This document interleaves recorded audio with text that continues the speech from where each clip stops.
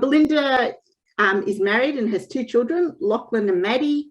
Maddie is her swan child, who's 9 years old, and the family's been on a long mission to find a diagnosis.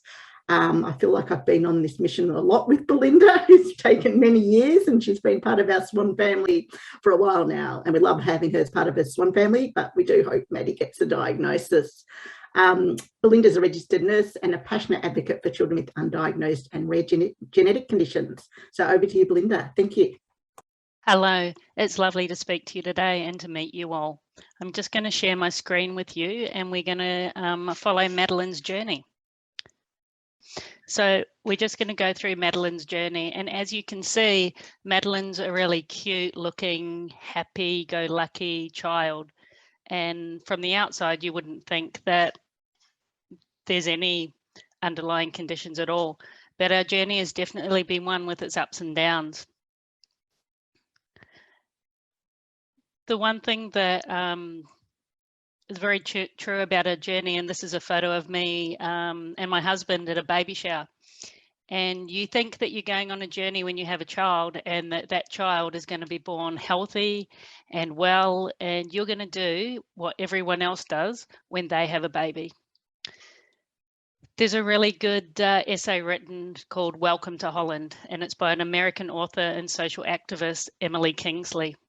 And what it does is it talks to you about and resonates with your inner soul about how you didn't end up at that mother's group where everyone's children did the same milestones at the same time, where they got to have holidays rather than admissions to hospital, and where they got to have a child that didn't need assistance because they met all their milestones. So starting at the beginning, Madeline was born on the 21st of June, 2012. She was born at 37.2 weeks. She weighed 2.56 grams, and she was a lot smaller than to be expected. She was noted by the midwives to be very quiet, but they didn't think that that was untoward. After being examined by the pediatrician, he said, she's just quiet, but she's okay. She fed every 2 hours and would feed a maximum of 15 mils of fluid, and then she would be out cold, as I'd describe it. You'd even pass her to the midwife and they couldn't get her to wake up to have any more food. She was constipated from day 1 of age, and she had failure to thrive in her first week of life. So what have we been told? The funniest one for me is she'll grow out of it, followed by she's just small. You have to accept that. She examined, okay, she's just quiet. The most interesting one was little girls sometimes walk funny, and that one was from a prominent pediatrician. After taking her to the emergency department, she was admitted under neurology and was diagnosed with having dystonia. A letter written by a prominent pediatrician to a pediatric hospital in another state, where it states the mother won't stop investigations. That's right. It's called advocating for your child so that they can become the best they can. Comments from school. It can't be that bad if you can't get a diagnosis. We don't have any problems at school. Which brings me to the fact that we're not actually looking at the whole child. We're looking only at children that cause us problems. So if your child is one that smiles and is quiet in the corner, the teachers are not going to recognise that they need assistance.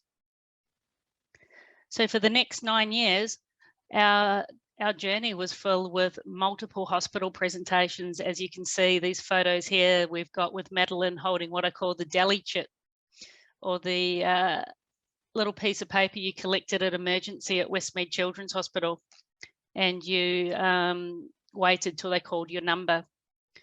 You can see when she was crawling that she crawled different. It was a bit, we called it her cowboy crawl. She would bend her right leg and she'd have her left arm down and her right arm in the air.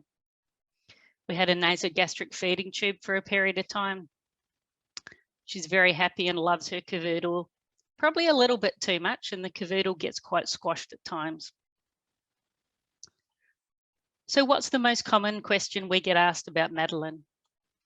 What is your daughter's diagnosis? Well, We don't have an overarching diagnosis. We have stuff, and that stuff has needs. Just because she's always smiling doesn't mean she's okay, and it doesn't mean she doesn't need access to assistance. It doesn't mean that she's not in pain, and it doesn't mean that she's not unwell. Madeline is a swan. She has a syndrome without a name, which is a name given to a set of symptoms that doesn't represent any of the current known diseases. Basically, science hasn't caught up with our kids yet. Why does a person need a diagnosis? Aren't you just giving your child a label?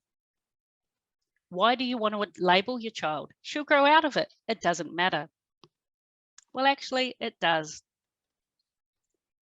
A diagnosis is a golden key, and a golden key to accessing assistance for the family and assistance for her. A diagnosis, quite often, not always, fits a box. The world revolves around boxes, and when you're a square peg and you don't fit in a round hole, they don't know what to do with you, so it's easier to do nothing. Government departments and society use diagnosis boxes. Without being able to tick a diagnosis, access is restricted. Some examples of this is the National Disability Insurance Scheme. They really like to use a diagnosis box, and I can't tell you how many conversations I've had with local area coordinators that are, but what's her diagnosis? And it doesn't matter how many times you say it, there isn't one. So you need to have a local area coordinator that thinks outside the box, and they can help you get access. It's just not as easy as people with a diagnosis. Centrelink, have you ever looked at those forms? Pages and pages long with little boxes next to a known diagnosis. A healthcare card application is exactly the same. It needs a diagnosis.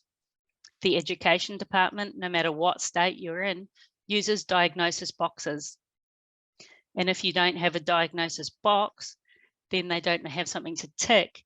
And that makes it extremely difficult, if not impossible, to access the therapy and the assistance you need because they can't grade it against anything. Such as the education department no longer uses global developmental delay as a diagnosis. Once you've reached the age of 8, you have to have something else. So therefore, your assistance in the classroom goes away. Therapists, they like diagnostic boxes as well. Most of all, a diagnosis gives us a connection to a like community. It brings hope with validation and understanding of your journey. After all, have we not heard before, if you don't have a diagnosis, it can't be that bad and she doesn't need help. Thank you for listening to me today and sharing Madeline's journey. And I wish to encourage you to continue to support Rare Disease Day in the future, and that will help families like me and children like our daughter Madeline. Thank you.